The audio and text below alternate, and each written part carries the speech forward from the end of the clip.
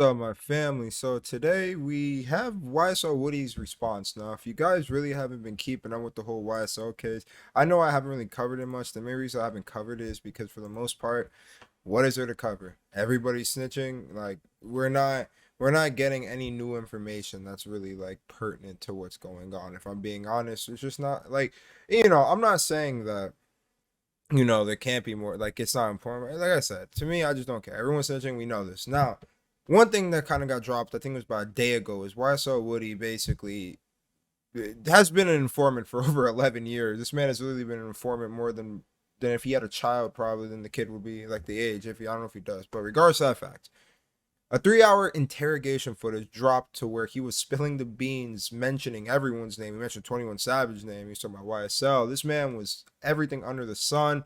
He also, on top of that, they dropped in it. He was like, "Yo, I'm risking my life for this." Basically saying how he's been an informant for over 11 years. And it's what's even crazier is that this man was somebody who was doing a lot of dirt in YSL. He was shooting a lot of people. He was doing a lot of illegal stuff.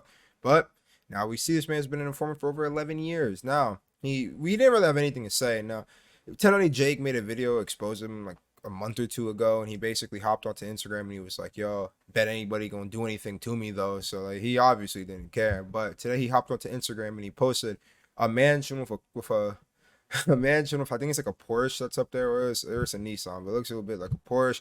And obviously, this man is making that 75 grand that Nevada is paying people to be an informant, because I don't know where the hell he is getting money from. But regardless, he hopped onto Instagram and said, "Lost where I was at. I sat in jail days, nights, months, years. Didn't cooperate. Didn't know my outcome. Didn't call on God. Didn't cry or cooperate. I started working on understanding myself, realizing who I am and what I'm worth. Jail gave me time to grow and understand. Only point I have to prove is showing my people that whatever we put our mind to, we can do it. Stay away from bad energy. Focus and believe in yourself."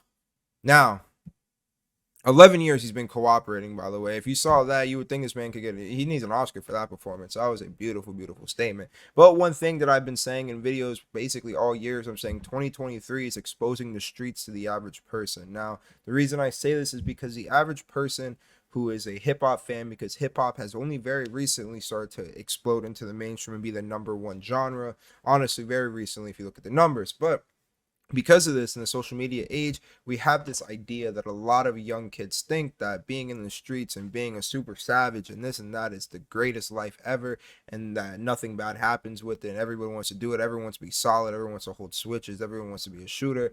But the reality of the fact is, this is what a lot of it's going on. Now, if anybody's grew up in an impoverished community, it's me. One of them. I grew up in, I was in Florida. I'm in Florida. I live in Florida, and I grew up in an impoverished community. You realize all this street stuff is not what it takes out to be. Most people who live in the streets don't want to be in the streets. The whole object is to move out of the streets, not to actually stay in there, unlike a lot of rap fans would like to believe, who are sheltered.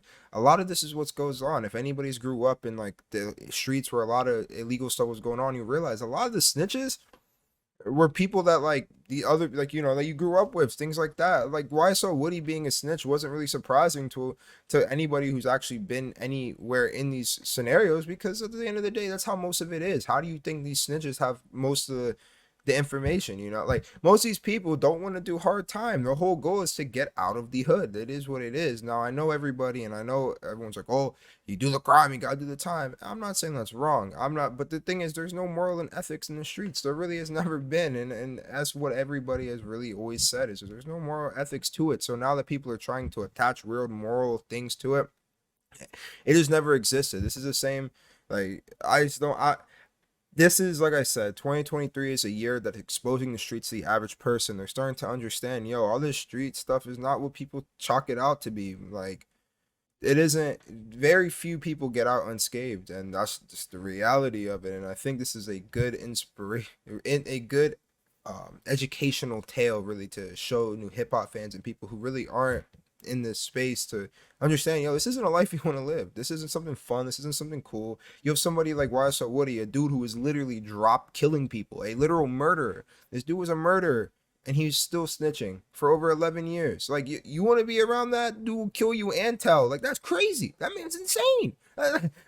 That's crazy. But what do you guys think about this? Remember, give me a like, comment, subscribe. Comments help the algorithm. Of course, it's your boy.